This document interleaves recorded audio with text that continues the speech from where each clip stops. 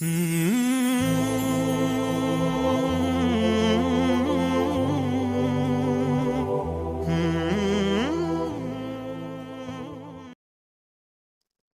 معلومات T V کے پیارے سے ناظرین کو ہم اپنے چینل میں خوش آمدید کہتے ہیں۔ ہم امید کرتے ہیں کہ آپ سب خیریت سے ہوں گے۔ السلام علیکم محترم ناظرین، ہماری آج کی ویڈیو کو آخر تک ضرور دیکھیے،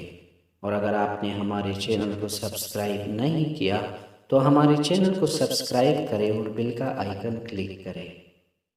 تفسیر ابن جریر میں وارد ہوا ہے کہ حضرت عثمان رضی اللہ عنہ حضور صلی اللہ علیہ وسلم کے پاس آئے اور آپ صلی اللہ علیہ وسلم سے دریافت کیا کہ فرمائیں بندے کے ساتھ کتنے فرشتے ہوتے ہیں؟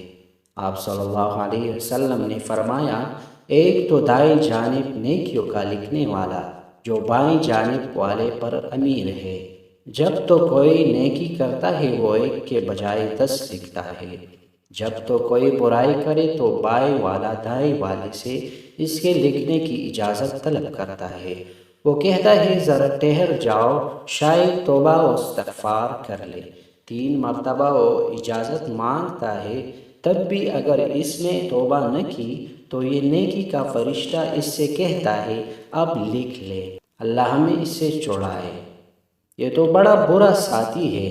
اسے اللہ کا لحاظ نہیں، یہ اس سے نہیں شرماتا۔ اللہ کا فرمان ہے کہ انسان جو بات زبان پر لاتا ہے اس پر نگہبان متعین مہیا ہے اور 2 فرشتے تیرے آگے پیچھے ہیں۔ اللہ تعالیٰ کا فرمان ہے، ہر شخص کی حفاظت کے لیے کچھ فرشتے مقرر ہیں جن کی بدلی ہوتی رہتی ہے، کچھ اس کے آگے کچھ اس کے پیچھے، کہ وہ بحکم خداوندی اس کی حفاظت کرتے ہیں۔ اور ایک فرشتہ تیرے ماتھے کے بال تامے ہوئے ہے، جب تو اللہ کے لیے تواضع اور فروتنی کرتا ہے